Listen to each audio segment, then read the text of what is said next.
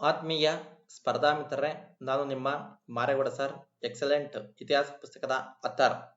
ವಿದ್ಯಾರ್ಥಿಗಳೇ, ಇಂದಿನ ಈ ಒಂದು ತರಗತಿಯಲ್ಲಿ ಇತಿಹಾಸದ ಎಲ್ಲ ಪ್ರಶ್ನೆಗಳನ್ನು ನಾನು ನಿಮಗೆ ಹೇಳ್ತೀನಿ ವಿದ್ಯಾರ್ಥಿಗಳೇ. ಹೀಗಾಗಿ ಪ್ರಥಮ ಪ್ರಶ್ನೆ, ಕಳಿಂಗ ಯುದ್ಧದ ಬಗ್ಗೆ ಮಾಹಿತಿ ನೀಡುವ ಶಾಸನ ಯಾವುದು? ಸರಿಯಾದ ಉತ್ತರ 13ನೇ ಬಂಡೆಗಲ್ಲು ಶಾಸನ. ನೋಡಿ, 13ನೇ ಬಂಡೆಗಲ್ಲು ಶಾಸನ, ಇದನ್ನ ಗೌಣ ಶಾಸನ ಅಂತ ಕರೀತಾರೆ. ಇದು ಅಶೋಕನ ದೊಡ್ಡ ಶಾಸನವಾಗಿರುವಂತದ್ದು.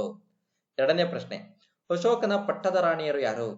ಸರಿಯಾದ ಉತ್ತರ ಅಸಿಂಧಮಿತ್ರ, ಕಾರುವಾಕಿ ಮತ್ತು ತಿಸ್ಸಂಖ್ಯೆ. ನೋಡಿ, ಈ ಅಸಿಂಧಮಿತ್ರ, ಕಾರುವಾಕಿ, ತಿಸ್ಸಂಖ್ಯೆ ಮೂರಲ್ಲಿ ಒಂದು ವಿಶೇಷತೆ ಏನಪ್ಪಾ ಅಂದಾಗ, ಈ ಕಾರುವಾಕಿ ಅಶೋಕನಿಗೆ ಆಡಳಿತದಲ್ಲಿ ಸಹಾಯ ಮಾಡಿದಂತವ್ರು ವಿದ್ಯಾರ್ಥಿಗಳೇ.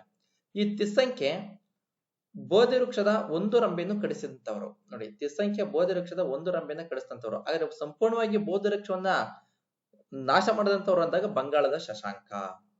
ಮೂರನೇ ಪ್ರಶ್ನೆ, ಅಶೋಕನ ಪ್ರಸಿದ್ಧ ಹೆಂಡತಿ ಯಾರು? ಸರಿಯಾದ ಉತ್ತರ ಮಹಾದೇವಿಯವರು. ನೋಡಿ, ನಂತರ ಎಕ್ಸೆಂಟ್ ಇತಿಹಾಸ, ಇದು ಪ್ರಾಚೀನ, ಮಧ್ಯಕಾಲೀನ, ಆಧುನಿಕ ಕರ್ನಾಟಕ ಇತಿಹಾಸದ 4 ಭಾಗಗಳನ್ನು ಒಳಗೊಂಡಿರುವಂತಹ ಪುಸ್ತಕ, ಅಪ್ಡೇಟ್ ಇರುವಂತಹ ಪುಸ್ತಕ.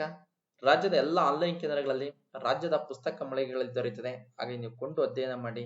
ಉತ್ತಮ ಪುಸ್ತಕ, ಉತ್ತಮ ಸ್ನೇಹಿತ, ನಮ್ಮ ಜೀವನವನ್ನ ರೂಪಿಸಬಲ್ಲದ್ದು. ಹಾಗಾಗಿ ಯಶಸ್ಸು ನಿಮ್ಮದಾಗಲಿ ಅಂತ ಹೇಳ್ತಾ, 4ನೇ ಪ್ರಶ್ನೆ, ಗಿಯಾಸುದ್ದೀನ್ ತುಘಲಕನು ದೆಹಲಿ ಸುಲ್ತಾನ್ ಆಗುವ ಮೊದಲು ಯಾವ ಪ್ರಾಂತ್ಯದ ರಾಜ್ಯಪಾಲನಾಗಿದ್ದನು? ಸರಿಯಾದ ಉತ್ತರ ಪಂಜಾಬಿನ ರಾಜ್ಯಪಾಲನಾಗಿದ್ದನು. 5ನೇ ಪ್ರಶ್ನೆ, ಭಾರತದ ಪ್ರಥಮ ತುರ್ಕಿ ಸಾಮ್ರಾಜ್ಯದ ನಿರ್ಮಾಪಕನೆಂದು ಯಾರನ್ನು ಕರೆಯುವರು? ಸರಿಯಾದ ಉತ್ತರ ಅಲ್ಲಾವುದ್ದೀನ್ ಖಿಲ್ಜಿಯನ್ನು ಕರೆಯುವರು.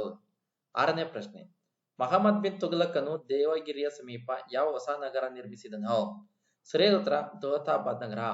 ನೋಡಿ ವಿದ್ಯಾರ್ಥಿ, ಮಹಮ್ಮದ್ ಬಿನ್ ತುಘಲಕನು ದೆಹಲಿಯಿಂದ ದೇವಗಿರಿಗೆ ರಾಜಧಾನಿಯನ್ನ ವರ್ಗಾವಣೆ ಮಾಡಿದಂತ ನಂತರ ಈ ದೇವಗಿರಿಯ ಸಮೀಪ ದೌಲತಾಬಾದ್ ಎಂಬ ಹೊಸ ನಗರವನ್ನು ನಿರ್ಮಾಣವನ್ನ ಮಾಡಿದಂತಾನೆ ಈ ನಮ್ಮ ಮಹಮ್ಮದ್ ಬಿನ್ ತುಘಲಕನು. 7ನೇ ಪ್ರಶ್ನೆ, ಕಲ್ಕತ್ತಾದಿಂದ ದೆಹಲಿಗೆ ಯಾವಾಗ ರಾಜಧಾನಿ ವರ್ಗಾಯಿಸಿದರು? ಸರಿಯಾದ ಉತ್ತರ 1911ರಲ್ಲಿ. 8ನೇ ಪ್ರಶ್ನೆ, 1915ರಲ್ಲಿ ಹಿಂದೂ ಮಹಾಸಭಾ ಸ್ಥಾಪಿಸಿದವರು ಯಾರು? ಸರಿಯಾದ ಉತ್ತರ ಮದನ ಮೋಹನ ಮಾಳವೀಯ, ಎಂ.ಆರ್. ಜಯಕರ್ ಮತ್ತು ಮುಂಜೆ. 9ನೇ ಪ್ರಶ್ನೆ, ಭಾರತ ಮತ್ತು ಇಂಗ್ಲೆಂಡಿನಲ್ಲಿ ಪ್ರಥಮ ಬಾರಿಗೆ ಯಾವಾಗ ಏಕಕಾಲದಲ್ಲಿ ICS ಪರೀಕ್ಷೆ ನಡೆಸಲಾಯಿತು? ಸರಿಯಾದ ಉತ್ತರ 1923ರಲ್ಲಿ ನಡೆಸಲಾಯಿತು. 10ನೇ ಪ್ರಶ್ನೆ, 1944ರಲ್ಲಿ ಸಿ ರಾಜಗೋಪಾಲಾಚಾರಿ ಸೂತ್ರ ರಚನೆಯಾದಾಗ ಬ್ರಿಟಿಷ್ ವೈಸ್ರಾಯ್ ಯಾರು? ಸರಿಯಾದ ಉತ್ತರ ಲಾರ್ಡ್ ವೇವೆಲ್ ರವರು. 11ನೇ ಪ್ರಶ್ನೆ, 1765ರಲ್ಲಿ ಹೈದರ್ ಅಲಿಯು ರಟ್ಟಹಳ್ಳಿ ಮತ್ತು ಅನವಟ್ಟಿಕದನದಲ್ಲಿ ಮರಾಠರಿಂದ ಸೋತು ಯಾವ ಒಪ್ಪಂದ ಮಾಡಿಕೊಂಡನು? ಸರಿಯಾದ ಉತ್ತರ ಬಿದನೂರು ಒಪ್ಪಂದ. 12ನೇ ಪ್ರಶ್ನೆ, ಫತೇ ಹೈದರ್ ಬಹದ್ದೂರ್ ಎಂಬ ಬಿರುದು ಯಾರಿಗಿತ್ತು?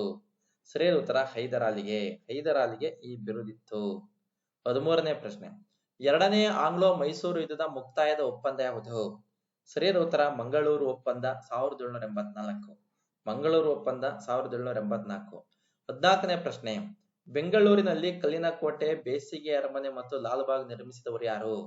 ಸರಿಯಾದ ಉತ್ತರ ಹೈದರ್ ಅಲಿ. ನೋಡಿ ವಿದ್ಯಾರ್ಥಿಗಳೇ, ಶ್ರೀರಂಗಪಟ್ಟಣದಲ್ಲಿ ದರಿಯಾದವತ್ ಎಂಬ ಬೇಸಿಗೆ ಅರಮನೆ ನಿರ್ಮಾಣ ಮಾಡಿದಂತವ್ರು ಯಾರು ಅಂದಾಗ ಟಿಪ್ಪು ಸುಲ್ತಾನು. ನಮ್ಮ ಬೆಂಗಳೂರಾಗಿರುವಂತ ಕಲ್ಲಿನ ಕೋಟೆ, ಬೇಸಿಗೆ ಅರಮನೆ, ಲಾಲ್ಬಾಗ್ ನಿರ್ಮಾಣ ಮಾಡಿದಂತರು ಹೈದರ್ ಅಲಿ. ನೋಡಿ, ಒಂದು ಮಾರ್ಕೆಟ್ ಇದೆಯಲ್ಲ ವಿದ್ಯಾರ್ಥಿ, ಅಲ್ಲಿದೆ ಕಲ್ಲಿನ ಕೋಟೆ, ಬೇಸಿಗೆ ಅರಮನೆ ಅಲ್ಲಿತ್ತು. ಬಟ್ ಈಗ ನಾಶ ಆಗಿದೆ ಎಲ್ಲ ವಿದ್ಯಾರ್ಥಿ, ಇನ್ನೂ ಅವಶೇಷಗಳು ಹಾಗೆ ಇದೆ ವಿದ್ಯಾರ್ಥಿಗಳೇ. 15ನೇ ಪ್ರಶ್ನೆ, ಟಿಪ್ಪು ಸುಲ್ತಾನ್ ಎಲ್ಲಿ ಕಾಗದ ತಯಾರಿಕಾ ಕಾರ್ಖಾನೆ ಸ್ಥಾಪಿಸಿದನು? ಸರಿಯಾದ ಉತ್ತರ ದಾವಣಗೆರೆ ಜಿಲ್ಲೆಯ ಹರಿಹರದಲ್ಲಿ. ನೋಡಿ, ದಾವಣಗೆರೆ ಜಿಲ್ಲೆ ಹರಿಹರದಲ್ಲಿ ತಯಾರು ಮಾಡಿದ್ದ. 16ನೇ ಪ್ರಶ್ನೆ, ಟಿಪ್ಪು ರೇಷ್ಮೆಯನ್ನು ಎಲ್ಲಿಂದ ಆಮದು ಮಾಡಿಕೊಳ್ಳುತ್ತಿದ್ದನು? ಸರಿಯಾದ ಉತ್ತರ ಚೀನಾದಿಂದ ರೇಷ್ಮೆ ಆಮದು ಮಾಡ್ಕೊಂತಿದ್ದ. 17ನೇ ಪ್ರಶ್ನೆ, 1772ರಲ್ಲಿ ರಾಜಾರಾಮ್ ಮೋಹನ್ ರಾಯರವರು ಎಲ್ಲಿ ಜನಿಸಿದರು? ಸರಿಯಾದ ಉತ್ತರ ಬಂಗಾಳದ ರಾಧಾನಗರದಲ್ಲಿ.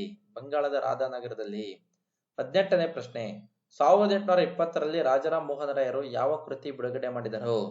ಸರಿಯಾದ ಉತ್ತರ ಬೈಬಲ್ ಮೇಲಿನ ಟೀಕೆಗಳು. ನಂತರ 19ನೇ ಪ್ರಶ್ನೆ, 1884ರಲ್ಲಿ ಪುಣೆಯಲ್ಲಿ ಬಾಲಕಿಯರ ಪ್ರಥಮ ಪ್ರೌಢಶಾಲೆಯನ್ನು ಸ್ಥಾಪಿಸಿದ ಸಮಾಜ ಯಾವುದು? ಸರಿಯಾದ ಉತ್ತರ ಪ್ರಾರ್ಥನಾ ಸಮಾಜ. 20ನೇ ಪ್ರಶ್ನೆ, ಸತ್ಯಾರ್ಥ ಪ್ರಕಾಶ ಎಂಬ ಕೃತಿ ರಚಿಸಿದವರು ಯಾರು? ಸರಿಯಾದ ಉತ್ತರ ದಯಾನಂದ ಸರಸ್ವತಿ. ನೋಡಿ, ದಯಾನಂದ ಸರಸ್ವತಿ ಅವರು ಸತ್ಯಾರ್ಥ ಪ್ರಕಾಶ ಎಂಬ ಕೃತಿಯನ್ನ ರಚನೆ ಮಾಡಿದಂತವರು. ನೋಡಿ ವಿದ್ಯಾರ್ಥಿಗಳಿಗೆ ಕೇಳಿ, ಶೇರ್ ಮಾಡಿ, ಲೈಕ್ ಮಾಡಿ, ಸಬ್ಸ್ಕ್ರೈಬ್ ಮಾಡಿ. ಮತ್ತೆ ಮುಂದಿನ ತರಗತಿ ಭೇಟಿ ಆಗ್ತೀನಿ. ಅಲ್ಲಿವರೆಗೂ ಎಕ್ಸಲೆಂಟ್ ಇತಿಹಾಸ ಪುಸ್ತಕವನ್ನು ಅಧ್ಯಯನ ಮಾಡಿ ಅಂತ ಹೇಳ್ತಾ ತರಗತಿಯನ್ನ ಮುಕ್ತಾಯ ಮಾಡ್ತೀನಿ. Thank you.